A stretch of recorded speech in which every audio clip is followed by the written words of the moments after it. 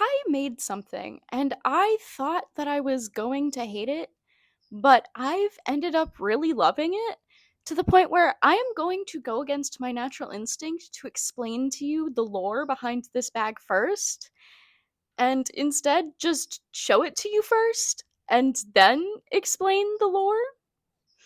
So, okay, are you ready? Here it is.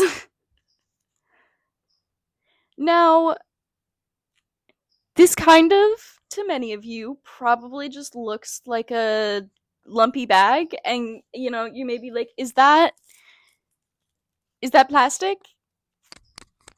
Yes. Yes, it is in fact plastic. So this is my plastic bag. Obviously, that means that it is a plastic bag made out of plastic bags.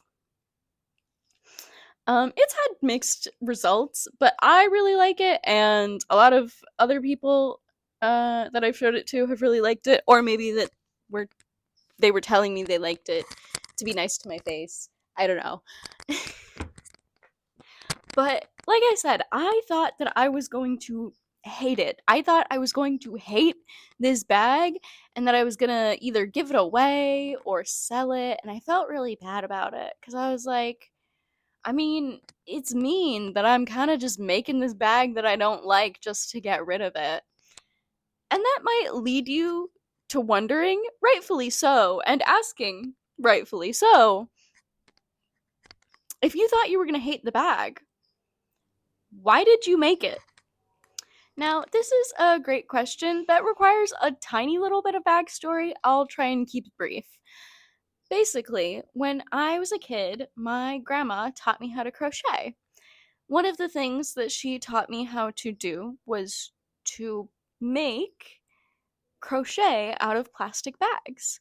And this is something that had been popular for a while, especially in the 90s. And then by the time I was a kid in the early 2000s, it had fallen out of fashion and it wasn't cool anymore.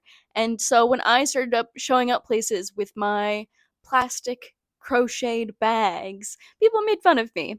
They were mean to me. And that's whatever. That's not why I made the bag. But that is kind of why I stopped crocheting. I stopped crocheting because my grandma died and I was really young. I was only 4 or 5 when she died, and it was really hard to crochet after that, and it's kind of hard to explain to a little kid that their grandma is gone, and like what death is. So I didn't process it, and I didn't crochet because crocheting made me feel bad and it made me miss my grandma, and I didn't know how to process those feelings. But also because it wasn't cool. It wasn't cool to crochet when I started crocheting like it is now. There's this whole like side of TikTok and Instagram and YouTube that is just people who crochet and like crochet influencers and stuff like that. And I think that's all really cool. But it just wasn't like that back in 2005, 2006. And so I kind of stopped crocheting. I on and on made things, scarves and things like that, but just never really got very good. But last year, no, a couple years ago, when I started college again, I realized that I needed something to do with my hands while I sat through lectures, and I picked up crochet again. Also, in kind of a strange turn of events, it wasn't just that I needed college classes, like something to do during my college classes, but also that my aunt had died and I needed something to do on the plane ride over to her funeral.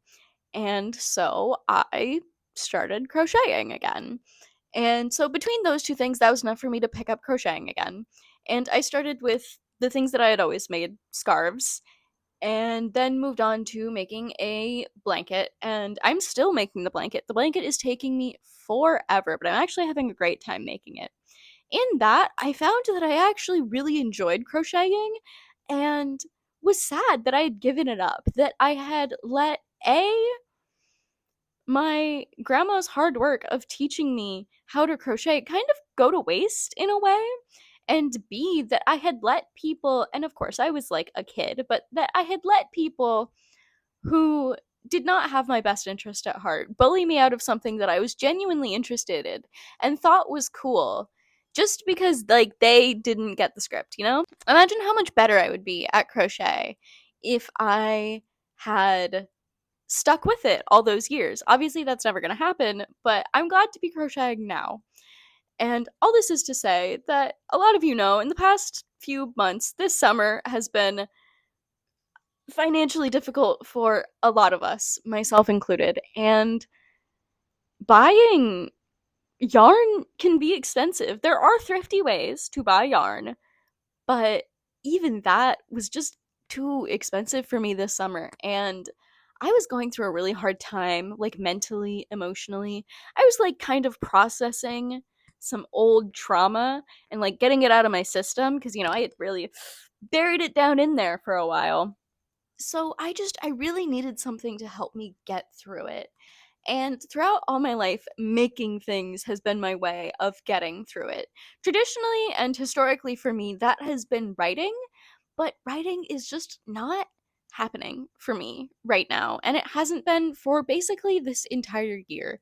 I am in the biggest writing rut of my entire life.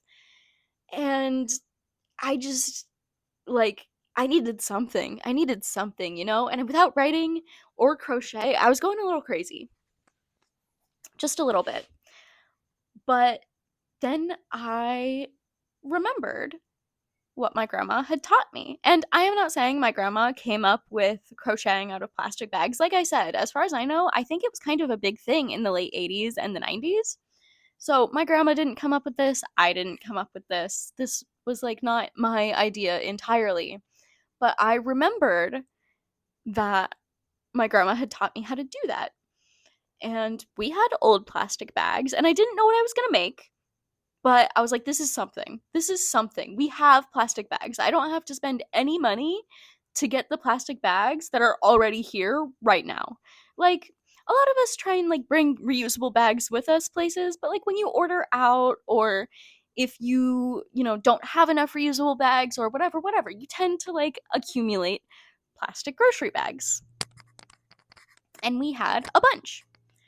And so I just started crocheting with them one after the other, after the other, after the other. I made plastic granny squares. And I think when I was about 5 in, I was like, I'm going to make a plastic bag out of plastic bags because I think that's really funny. I just thought that the idea of a plastic bag was really funny. I liked saying the name plastic bag. It is hard to say. Or the PBGG, the PBGG. And so I was like, all right, I'll make a bag. It was initially going to be a lot bigger, but stuff has happened. And I thought this is just something to make. It's something for me to do with my hands so that I don't have to think all the time, so that I can get through this because I just needed a creative outlet uh to get through the difficult summer that I've had. And this wasn't my only creative outlet. I also took up like watercoloring and photography, like iPhone photography, and just other hobbies that were free to me. I've been making buttons out of avocado pits, another thing that I did not come up with, but would love to show you guys because I've been having a great time doing it. Because I buy avocados sometimes, anyways, so like I wasn't going to be using their pit anyway, so there's just another free resource for me to make like crafts with. But that's what I was doing it just to have a creative outlet, just to have something to do. And I kind of thought, and I don't even think I know if I fully thought this, but I was kind of preparing myself for the idea that it would be bad, that it would look ugly, and that I would hate it, and that I would give it away. I think I said at the beginning of this video that this bag I was either going to give away or sell before I knew what it looked like. And it's become such an interesting thing because now I love it. I started being like, I'm just gonna like give it away to someone else, someone who will actually use it. To I love this so much, I kind of want to make more. And like not only do I love it like look wise, but it has also become almost kind of a symbol of my perseverance through hard times. As I've touched upon, I have had a really hard summer, and some of that summer kind of included couch surfing. I just want to clarify and let you guys know, fine, now I am in a safe place and I am no longer couch surfing.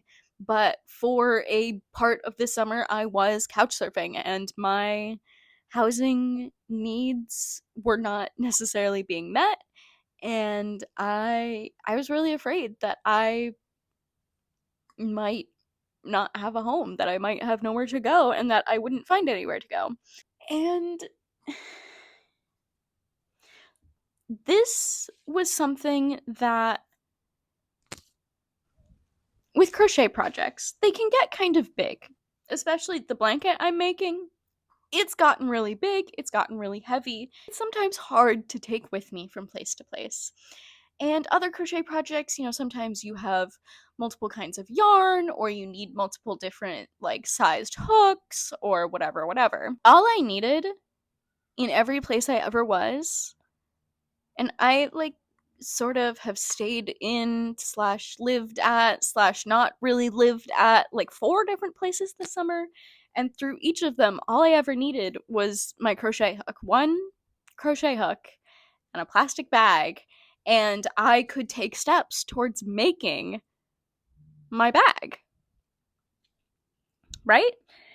And so I think that's one of the things that actually got it made. I sort of have a history of starting things and never finishing them, but everywhere I went, the materials for this were so accessible.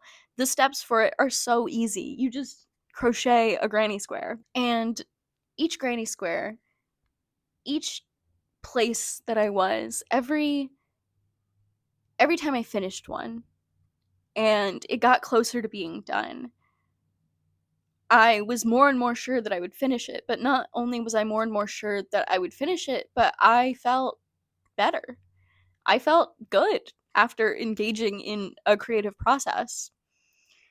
And at the end of the summer, I finally got to bring all the pieces together, gathered them from all the different places I have been staying at this summer, and I used some scrap yarn that I had and turned it into a bag. Now, as you can see, it's a bit lumpy. Nothing really lines up quite right, but I kind of like that. I like that about it. I like that it is organic. I like that none of it really lines up. It's not really a checkered pattern either. Like, it's almost checkers, but it's not checkers. It's very inconsistent.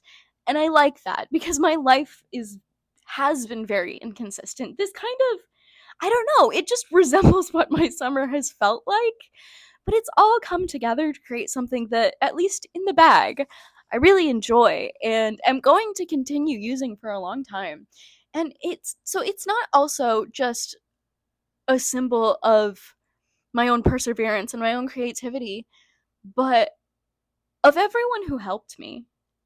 Anyone who helped me this summer gave me a bag. My friends, my family, people I love, they, like, sometimes when life is hard, when things are bad, there's not a lot that you can do for someone. But, all of them said, "What can I do?" And I said, "Give me a bag." And they gave me a bag. In fact, some people gave me many multiples of bags. I have so many plastic bags now that I have an entire bin of plastic bags. I could make another plastic bag. Because people, like, they can't do everything. No one can do everything. And I think when you see someone you care about in pain, you want to help. But there's not always something you can do. But they could give me a plastic bag. And it seems so stupid. It seems so insignificant. It's just a plastic bag. Each plastic bag that someone gave me is someone who was willing to stop and say, "Are you okay? Do you need something? Is there anything that I can do for you?" And that means a lot to me. I have not always been in a place where I have had people that will ask me those questions, or where people had my best interest at heart. So to have this physical reminder that there are people that care about me, that there are people that will help me. I really I really like it. And I think fittingly, this bag has become my crochet bag. I use it to transport my projects around the house and, like, you know, around the neighborhood if I want to go outside and crochet. I don't want to use it in too many like big places because I have learned my lesson. I used some more flimsy, thinner plastic bags. Like, this is a Raisin Cane's plastic bag, and those ones are not very good. They rip apart kind of easily, especially on a piece like this that is attached to the handle. That's a lot of stretch on it. So I think if I were to make these again, I would skip these more fine, thin plastic bags. Um, like, as you can see, this one is also a Raisin Cane's, as you can see. I don't know if you know what a deconstructed Raisin Cane's bag looks like, but it's this. So I don't want to break it, so I think I'm mostly going to use it for, like, around-the-house crochet stuff. But I think it's really fitting that it's all circled back around to be a crochet bag. So now it's even more meta. It's a crocheted crochet bag and a plastic bag made out of plastic bags. So I'm coming up on my finish here, but I also just briefly wanted to talk about one last reason that I made this bag, and it was it might sound a little silly, but my therapist has been trying to give me some advice for a while, and it only happened. I only heard it and took it. And I told her about this. I was like, I'm sorry. I know you said this to me first, but it only clicked with me when some YouTubers said it on a podcast, which is very Gen Z of me, I guess. To embrace your strengths, you also have to embrace your weaknesses. And to have strengths, you have to make your weaknesses your strengths. You have to work with the things that make you weak as well as the things that make you strong. And I am neurodivergent. I have ADHD and autism, and I'm sure a lot of people like me will relate to. I have a really, really hard time with consistency. I have a really hard time staying consistent. I am terrible at deadlines. I am terrible at finishing things. So, part of this was also me trying to embrace my own inconsistency. The thing about making something out of granny squares is that it would take me like an hour to make each granny square, but it took me all, like, there are 12 on here, 9 on here, I think. And it took me all summer.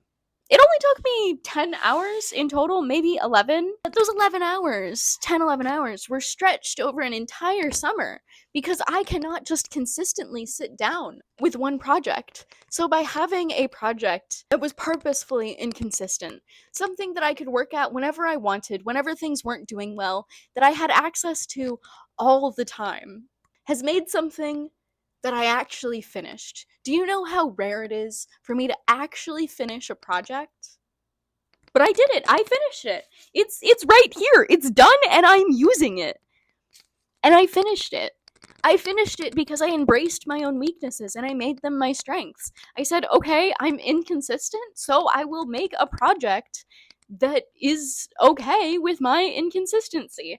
It's small and accessible and cheap, and I'll be able to work on it whenever. And frankly, I made more than 9 squares. I think in total I made about 20.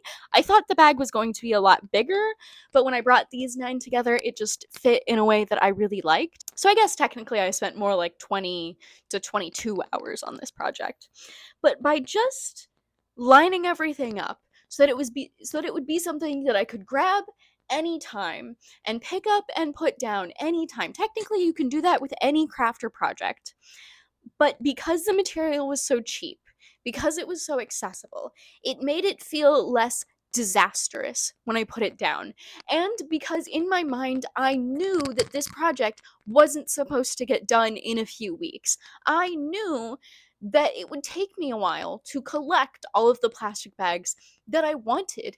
And that, like, having that in mind, that it was going to take me a while, that it was going to be inconsistent, really helped me when I was starting to get to the end bits of it. Because when I get to the end of a project, that's usually when I give up. I'm like, I'm done. It's too hard. I've gotten to a point where I've done so much that I can't do anymore. I'm done. But that didn't happen with this because I knew that if I got halfway through being done, I could just come back to it in a few weeks and it would still be there. And again, like I said, with so many projects, that's like, you can do that, especially with crochet, but yarn is expensive. You know, these project materials are expensive, but this one was completely free. No one was waiting on me to make it.